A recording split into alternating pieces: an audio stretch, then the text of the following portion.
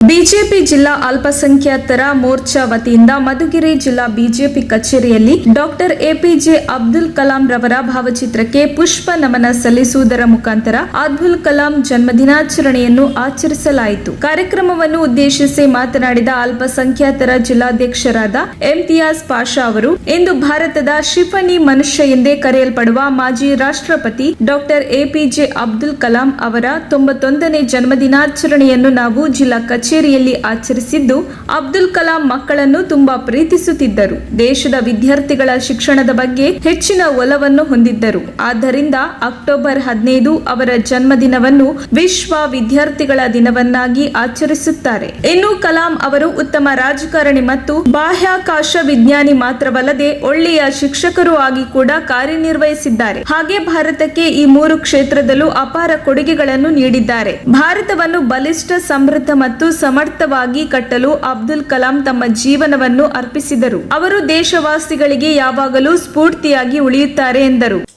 APJ Abdul Kalam G ಅವರ ಜನ್ಮ ಜಯಂತಿಯನ್ನು ಆಚರಿಸ್ತಾ ಇದ್ದೀವಿ. ಎಲ್ಲರಿಗೂ ಇದು ಸ್ಫೂರ್ತಿ ಆಗ್ತದೆ.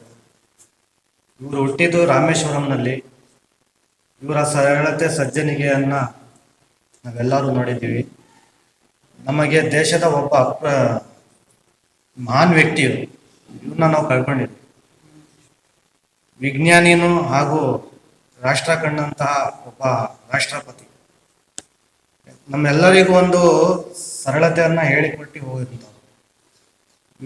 ಇವರ ಜೀವನ ಶೈಲಿ ಆಗಿರ್ಬೋದು, ಇವರು ನಡೆದಂತಹ ದಾರಿ ಆಗಿರ್ಬೋದು, ನಮ್ಮೆಲ್ಲರಿಗೂ ಸ್ಫೂರ್ತಿ ಆಗಬೇಕು.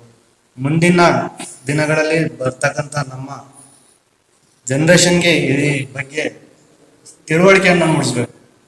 ಯಾಕಂದ್ರೆ ಇವರು ಒಬ್ಬ ರಾಷ್ಟ್ರಪತಿಯಾಗಿ ಮಾಡಿದಂತ ಅಲ್ಲ, ಒಬ್ಬ ವಿಜ್ಞಾನಿ ಕೂಡ.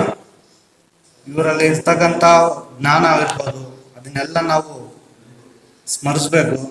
ಹಾಗೆ ಮುಂದಿನ ದಿನಗಳಲ್ಲಿ ನಾವೆಲ್ಲರೂ ಇದನ್ನ ನಡೆಸ್ಕೊಂಡು ಹೋಗ್ಬೇಕು. ಇವರು ಮಾಡಿದಂತಹ ಸೇವೆಯನ್ನ ನಾವು ಎಲ್ಲರೂ ಜ್ಞಾಪನ ಮಾಡ್ಕೊಂಡು. ನಂತರ ಜಿಲ್ಲಾ ಉಪಾಧ್ಯಕ್ಷರಾದ ಖಾಲಿದ್ ಮಾತನಾಡಿ, ಡಾಕ್ಟರ್ ಎಪಿಜೆ ಕಲಾಂ ಅವರು ಒಂದು ಬಡ ಕುಟುಂಬದಲ್ಲಿ ಹುಟ್ಟಿದ ವ್ಯಕ್ತಿ. ಆರಂಭಿಕ ದಿನಗಳಲ್ಲಿ ಅವರು ಮನೆ ಮನೆಗೆ ತೆರಳಿ ದಿನಪತ್ರಿಕೆಗಳನ್ನು ಮಾರಾಟ ಮಾಡುವಂತಹ ಪರಿಸ್ಥಿತಿ ಇತ್ತು. ಡಾಕ್ಟರ್ ಎಪಿಜೆ ಕಲಾಂ ಅವರ ಬದ್ಧತೆ ಮತ್ತು ಶಿಕ್ಷಣದ ಮೇಲಿನ ಪ್ರೀತಿ ಮೂಲಕ ಅವರ ಎಲ್ಲ ಕಷ್ಟಗಳಿಂದ ಹೊರ ಬಂದಿದ್ದಲ್ಲದೆ, ಆರಂಭದಲ್ಲಿ ವಿಜ್ಞಾನಿಯಾಗಿ ತದನಂತರ ಭಾರತದಲ್ಲಿ ಅತ್ಯುನ್ನತ ಸಾಂವಿಧಾನಿಕ ಹುದ್ದೆಯನ್ನು ಅಲಂಕರಿಸಿದರು. ಆ ಮೂಲಕ ಮುಂದಿನ ಪೀಳಿಗೆಗೆ ಸ್ಫೂರ್ತಿ ಮತ್ತು ರೋಲ್ ಮಾಡೆಲ್ ಆಗಿ ಉಳಿದಿದ್ದಾರೆ ಎಂದು ತಿಳಿಸಿದರು. ಈ ಸಂದರ್ಭದಲ್ಲಿ ಜಿಲ್ಲಾಧ್ಯಕ್ಷರಾದ ಇಮ್ತಿಯಾಜ್ ಪಾಷಾ, ಜಿಲ್ಲಾ ಪ್ರಧಾನ ಕಾರ್ಯದರ್ಶಿ ಆಯುಬ್ ಖಾನ್ ಜಿಲಾನ್, ಉಪಾಧ್ಯಕ್ಷರಾದ ಖಾಲಿದ್, ಸೀರಾ ನಗರ ಹಾಯತ್ ಸಾಬ್, ಮುಕ್ತೇರ್ ಮೊಹಮ್ಮದ್ ರಫೀಕ್, ಬಿಜೆಪಿ ಮಂಡಲಾಧ್ಯಕ್ಷರಾದ ನರಸಿಂಹಮೂರ್ತಿ, ಅಲ್ಪಸಂಖ್ಯಾತರ ಮಂಡಲಾಧ್ಯಕ್ಷರಾದ ರಿಯಾಜ್ ಅಹಮದ್, ಉಪಾಧ್ಯಕ್ಷರಾದ ರಶೀದ್ ಖಾನ್, ಶಿರಾ ಮಂಡಲ ಪ್ರಧಾನ ಕಾರ್ಯದರ್ಶಿಯಾದ ಜಾಕಿರ್ ಹುಸೇನ್, ಜಿಲ್ಲಾ ಕಾರ್ಯಾಲಯ ಕಾರ್ಯದರ್ಶಿಯಾದ ಸುರೇಶ್, ಮಂಡಲ ಮಹಿಳಾ ಮೋರ್ಚಾ ಅಧ್ಯಕ್ಷರಾದ ರತ್ನ ವೆಂಕಟಪ್ಪ, ಮಿಡಿಗೇಶಿ ಹೋಬಳಿ ಪ್ರಧಾನ ಕಾರ್ಯದರ್ಶಿಯಾದ ರಾಜಣ್ಣ ಹಾಜರಿದ್ದರು. ವರದಿ ಅಭಿದ್ ಮಧುಗಿರಿ. ಎಪಿಜೆ ಅಬ್ದುಲ್ ಕಲಾಂ ಜಿ ಅವರು ರಾಷ್ಟ್ರಪತಿಯಾಗಿ ಬಿಜೆಪಿ ಸರ್ಕಾರ ಇದ್ದಾಗ ಕೆಲಸ ಮಾಡಿದ್ರು.